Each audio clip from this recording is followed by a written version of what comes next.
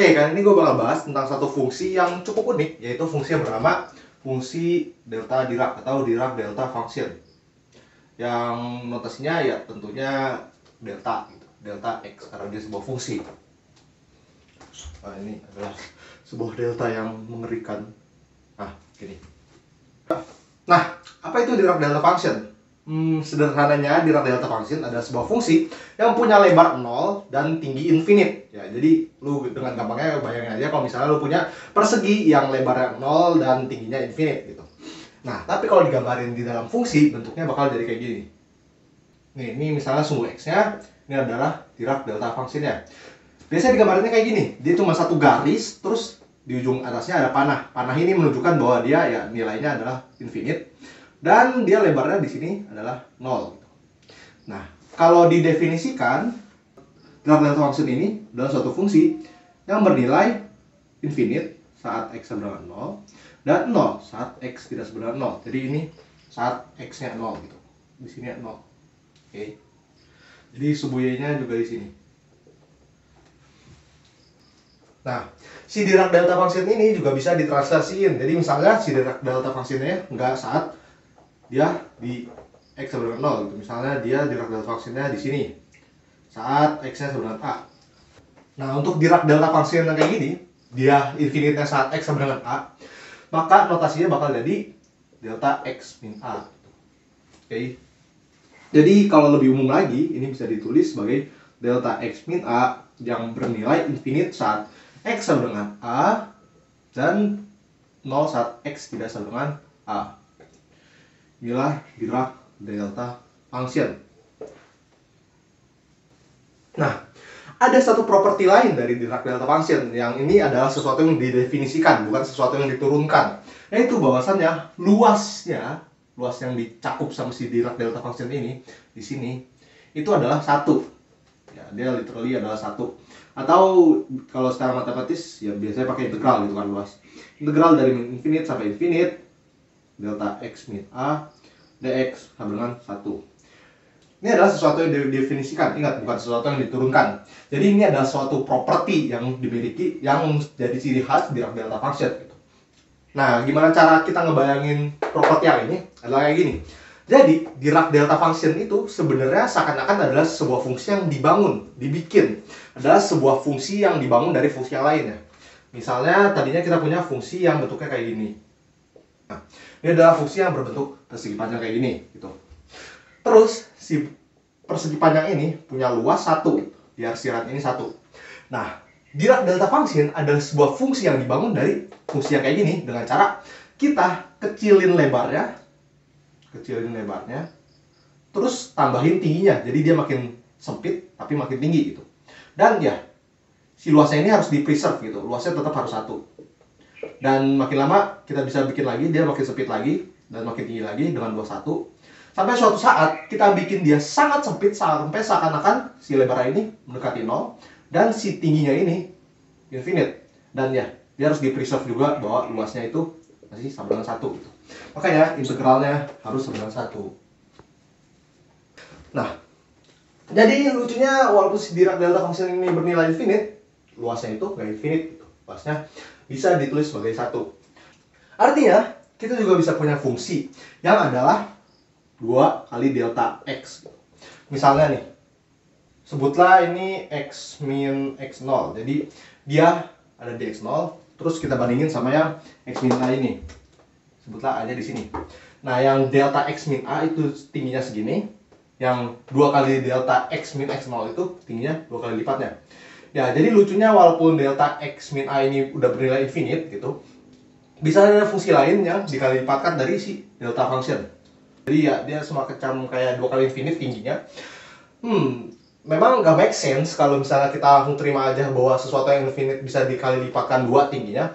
Tapi ya balik lagi ke sini gitu. Bahwasannya walaupun si tingginya itu infinite, tapi luasnya nggak infinite.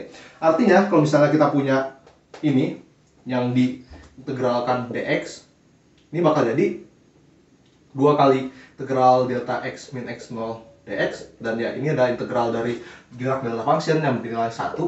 Artinya ini luasnya 2 gitu. Walaupun dia tingginya 2 kali infinite, tapi si luasnya nggak infinite, luasnya adalah 2 kali lipat dari Dirac delta function yang biasa gitu. Ya, jadi si Dirac delta function ini bisa dikali sama konstanta. Nah, kapan Dirac delta function ini berguna banget buat kita? Dirac delta function bakal berguna banget buat kita kalau misalnya dia ketemu sama fungsi lain. Misalnya kita punya suatu fungsi yang bentuknya acak gak jelas karuan kayak gini. Kita sebutlah fungsi fx. Terus kita punya Dirac delta function yang ada di x berdasarkan 2 gitu. Jadi dia di sini delta x min 2.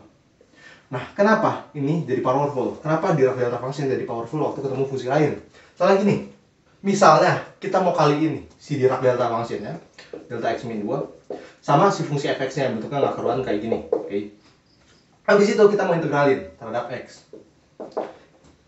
Nah, ternyata Dirac delta function ini bisa menghilangkan si integral di depannya. Caranya gimana? Gini, bayangin aja deh. Ini kan sebenarnya adalah perkalian dua fungsi ya kan, dimana satu fungsinya bentuknya kayak gini, dia 0 di semua tempat kecuali di satu tempat dia tinggi, terus dia bakal jadi 0 lagi di sisanya. Dan satu fungsi lagi yang bentuknya ya kayak gini, yang gak jelas gak karuan kayak gini gitu. Nah, kalau kita integralin itu kan sebenarnya sama aja kayak kita mau menjumlahkan hasil kali si fungsi ini di tiap titik gitu kan, di titik ini, di titik ini, titik ini, titik ini, dan sebagainya macamnya. Tapi kita tahu nih, di titik-titik ini hasil kalinya bakal ya 0, karena ya fungsi fx-nya mau nilainya berapapun setelah dikali sama Dirac delta function-nya yang bernilai 0, dia bakal hasilin 0 ya kan. Di sini dia bakal 0, dan di sini bakal 0, di sini bakal 0. Karena dikali 0 semua, dikali 0 semua, dikali 0 semua. Yang di sini juga bakal dikali 0 semua, kecuali di satu titik, yaitu di sini. Cuma di sini doang hasil kalinya nggak 0. Oke. Jadi dengan kita punya perkalian ini, kita bisa menghiraukan nilai si fungsi fx di tempat-tempat lain kecuali saat f2. Jadi yang cuma berpengaruh ke integralnya, yang berkontribusi sama integralnya, cuma f2 doang, nilai si f2 doang yang penting gitu. Ini gue tulis aja sebagai gini ya, f2. Nah, f2 ini adalah sebuah konstanta ya kan. Ini ya f2 itu adalah sebuah nilai di mana di sini. Nah, kita tahu bahwa Dirac delta function waktu dikali konstanta terus diintegralin, hasilnya bakal jadi konstanta itu sendiri gitu. Kalau yang tadi kan integral 2 kali Dirac delta function bakal jadi 2. Kalau yang di sini integral Dirac delta function dikali konstanta f2, nilainya bakal f2 gitu. Nah, secara umum kita bisa tuliskan bahwa integral Dirac delta function saat x sama dengan a, kalau dikali sama fungsi apapun terus diintegral dx, itu hasilnya bakal jadi nilai si fungsinya saat a. Di sini si Dirac delta function bakal berguna banget gitu. Nah, kita udah bahas tentang integralnya. Terus gimana tentang turunannya? Jadi kita mau cari tahu tentang ya d per dx delta x. Gue tulis saja min a biar lebih umum. Nah, sekarang kita gambar grafiknya.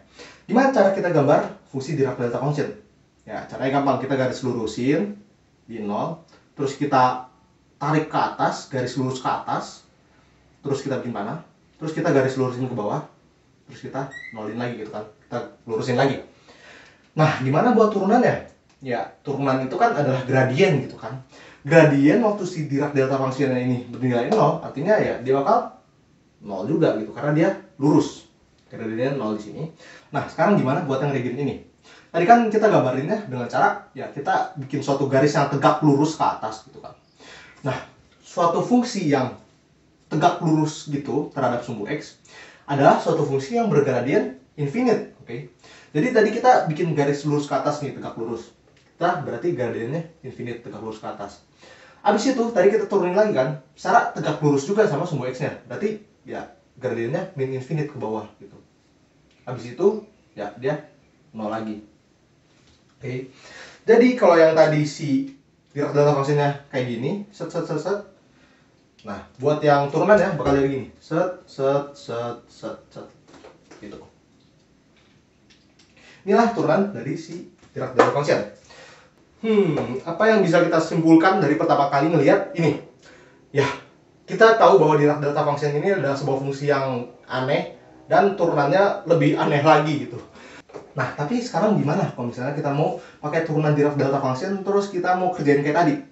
Jadi kita mau integralin dari min infinite sampai infinite turunan Dirac delta function dikali sama suatu fungsi fx dx. Ini kira-kira gimana hasilnya? Pertama-tama gue mau ganti dulu ordernya, cuma dibalik dulu supaya lebih kelihatan. Nah, cara kita nyelesain ini adalah dengan integration by parts gitu. Dimana di sini si u-nya adalah si fx-nya, terus si du-nya adalah df per dx, dv-nya adalah d delta per dx, terus si v-nya adalah deltanya. Oke. Nah, ini hasilnya bakal jadi. Nah, ini dia hasilnya. Dimana kita punya perkalian si fungsi fx-nya terhadap delta fungsinya yang evaluated saat min infinite sama infinite, terus ya gitulah. Terus ini kita punya ini delta function dikali sama d per dx fx di integral dx. Nah, kita bahas satu-satu dulu termnya. Yang pertama, yang ini dulu. Lagi-lagi kita ketemu sama bentuk ini. Bentuk perkalian antara fungsi sembarang sama delta fungsinya. Dan di sini kita evaluated saat dia x-nya sama dengan infinite sama x sama dengan min infinite. Apakah ini bisa kita ketahui nilai berapa? Ya, bisa. Kenapa? Karena kita tahu nih, delta fungsinya kan bentuknya kayak gini ya kan. Dimana saat dia min infinite, delta fungsinya bernilai 0 gitu. Dan saat infinite, delta fungsinya juga bernilai 0. Berarti ini ya berarti dikali 0 aja lagi si fx-nya. Maka ini bisa jadi 0 semua termnya. Termnya vanish, hilang. Dan kita tersisa sama term ini. Dan kita tahu bahwa d per dx fx ini adalah sebuah fungsi juga gitu kan.